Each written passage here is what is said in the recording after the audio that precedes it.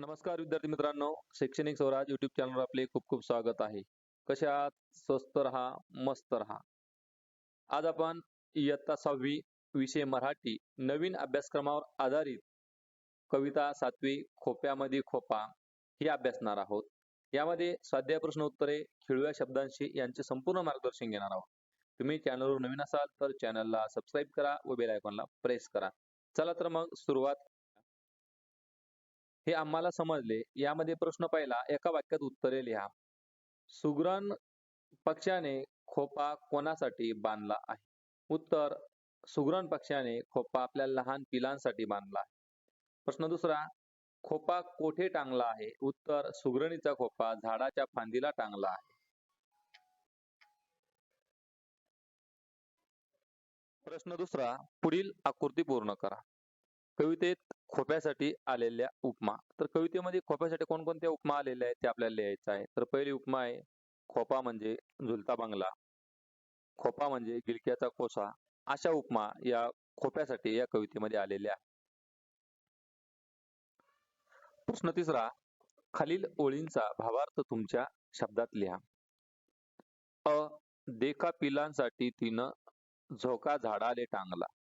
याचा अर्थ आहे, सुगरण पक्ष्याने आपल्या पिल्लांच्या आरामासाठी आणि सुरक्षिततेसाठी झाडाच्या फांदीवर झोक्यासारखे सुंदर घरटे बांधून टांगले आहे, हे पहा. तिचा पिलामध्ये जीव जीव झाडाले टांगला. याचा अर्थ आहे, सुगरण पक्षी आपल्या पिल्लावर खूप प्रेम करते. तिचा सर्व जीव तिच्या पिलांमध्ये अडकलेला असतो. त्यामुळे ती जेव्हा घरट्याबाहेर असते तेव्हा तिचे लक्ष झाडाला टांगलेल्या खोप्यातच लागलेले असते. मित्रांनो, तुम्हाला हा व्हिडिओ आवडत असेल तर लाईक करा. तुम्ही नवीन असाल तर चॅनलला सबस्क्राईब करा व बेल आयकॉनला प्रेस करा. प्रश्न ए, पाखराची कामगिरी जरा देख रे मानसा. कवयित्री बहिणाबाई चौधरी माणसाला उद्देशून म्हणतात की, हे माणसा, या छोट्याशा पक्ष्याची घरटी विणण्याची कलाकुसर आणि अप्रतिम कौशल्य तू जरा लक्ष देऊन पहा. तुले देले रे देवानं 2 हात 10 बोट. सुगरण पक्षी फक्त आपल्या चिमुकल्या चोचीच्या साहाय्याने इतके सुंदर घरटे बनवू शकते. तर माणसा, तुला तर देवाने 2 हात आणि 10 बोटे दिली आहेत. मग तू आपल्या कर्तृत्वाने काहीतरी मोठी व सुंदर नवनिर्मिती करू शकतोस. प्रश्न चौथा, प्रश्नांची उत्तरे 2 ते 3 वाक्यात लिहा. आता आपल्या 2 ते 3 वाक्यामध्ये सविस्तर उत्तरं लिहायची आहेत. पहिलाच प्रश्न आहे, सुगरणीचा खोपा चांगला आहे असे कवयित्रीने का म्हटले आहे? तर उत्तर, कारण सुगरण पक्षी गवताच्या काड्यांनी अत्यंत कौशल्याने आणि मजबूत असे घरटे विणते.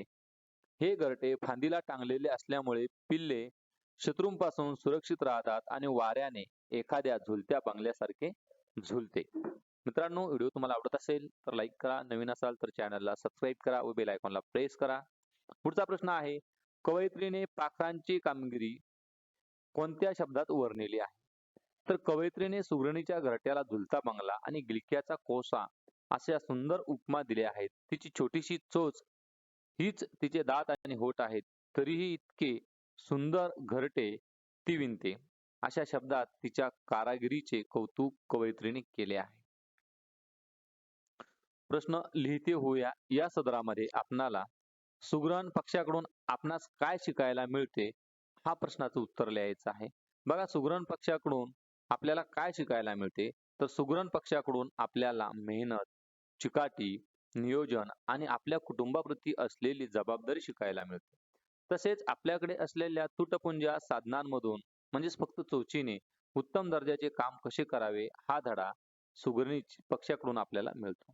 त्यामध्ये दुसरा प्रश्न आहे, सुगरण पक्षाच्या खोप्याची रचना व इतर पक्ष्यांच्या घरट्यांपेक्षा वेगळी कशी असते? याचं उत्तर आहे, इतर अनेक पक्ष्यांची घरटी फांद्याच्या आधारावर वाटीसारखी उघडी असतात. मात्र सुगरणीचा खोपा बाटलीच्या किंवा गिलक्याच्या कोशाच्या आकाराचा असतो. तो झाडाच्या फांदीला उलटा लटकलेला असतो आणि सुरक्षिततेच्या खालच्या बाजूने प्रवेशद्वार असते. मित्रांनो, व्हिडिओ आवडल्यास लाईक नक्की करा. नवीन असाल तर तुम्ही सबस्क्राईब करणार आहात व बेल आयकॉनला प्रेस करा. खेळू या शब्दांशी म्हणजे व्याकरण या घटकामध्ये आपण हे प्रश्न पाहणार आहोत. शब्दांचे वचन बदला. झोका हा एकवचनी शब्द आहे, त्याला आपण अनेकवचनी झोके असं लिहूया. त्यानंतर बंगले हा अनेकवचनी शब्द आहे, तर त्याला आपण एकवचनामध्ये बंगला असं लिहूया. झाड हे एकवचनी शब्द आहे, त्याला आपण अनेकवचनीमध्ये झाडे असं लिहूया. पाखरे हे अनेकवचनी शब्द आहे, तर त्याला एकवचनीमध्ये पाखरू असं होतं. मग खालील शब्दांचा वापर करून वाक्य तयार करायचे आहे. म्हणजे हे शब्द त्या वाक्यामध्ये आला पाहिजे. पहिलं वाक्य आहे आपलं सुगरण. बघा, सुगरण पक्षी गवताच्या काड्यांपासून अत्यंत सुबक घरटे विणतो. हे आपण वाक्य तयार केलेलं आहे. दुसरा शब्द आहे झोका. तर बघा, झोका, बागेत लहान मुले झोका खेळत होती. झोका शब्द वापरून हे वाक्य आपण तयार केलेलं आहे. दुसरा शब्द आहे कारागिरी. तर कारागिरी या शब्दाचं वाक्य असे तयार होईल. अजिंठा वेरूळची लेणी ही प्राचीन भारतीय कारागिरीचा उत्तम नमुना आहे. आणि शेवटचा शब्द आहे चोच. पोपटाची चोच लाल रंगाची आणि बाकदार असते. अशा पद्धतीने चारही शब्दांचा वापर करून आपण या ठिकाणी वाक्य तयार केलेलं आहे. मित्रांनो, तुम्हाला हे आवडलं असेल तर व्हिडिओला लाईक करा. जाहिरात हा एक प्रश्न आहे. जाहिरात दिलेली असते आणि त्यावर आधारित प्रश्नांची उत्तरे आपल्याला द्यायची असतात. ही एक कला आहे आणि ह्यावर हा सुद्धा प्रश्न आपण या ठिकाणी सोडवून घेतलेला आहे. सर्वप्रथम आपल्याला जाहिरात सविस्तर वाचायची असते. सुवर्ण संधी, सुवर्ण संधी, सुवर्ण संधी. जाहिरात ही ग्राहकांना आकर्षित करण्यासाठी दिलेली असते. डॉक्टर सलीम अली पक्षी निरीक्षण मंडळ आयोजित शालेय विद्यार्थ्यांसाठी पक्षी निरीक्षण सहल या विषयाची ही जाहिरात आहे आणि त्याची काही वैशिष्ट्ये आहे आणि त्यावर आधारित प्रश्न उत्तर आपल्याला आता पुढे बघायचे आहेत.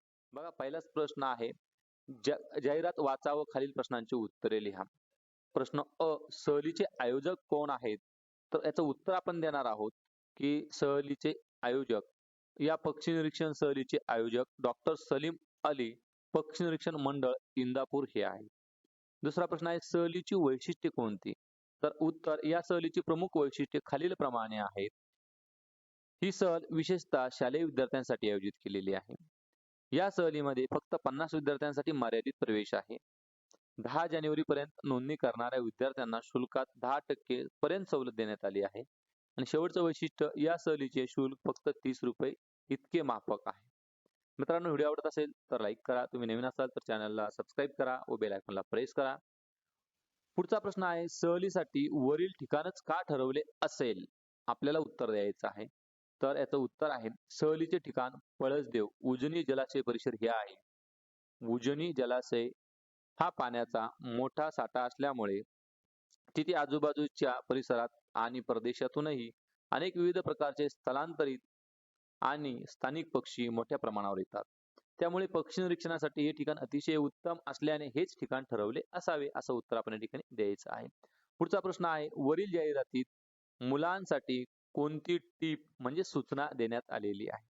तर उत्तर, जाहिरातीत मुलांसाठी अशी टीप देण्यात आली आहे की सहभागी विद्यार्थ्यांनी एक वेळचा डब्बा, पाण्याची बाटली, टोपी, रोजनिशी म्हणजे दैनंदिनी आणि पेन या आवश्यक गोष्टी स्वतःसोबत आणाव्यात.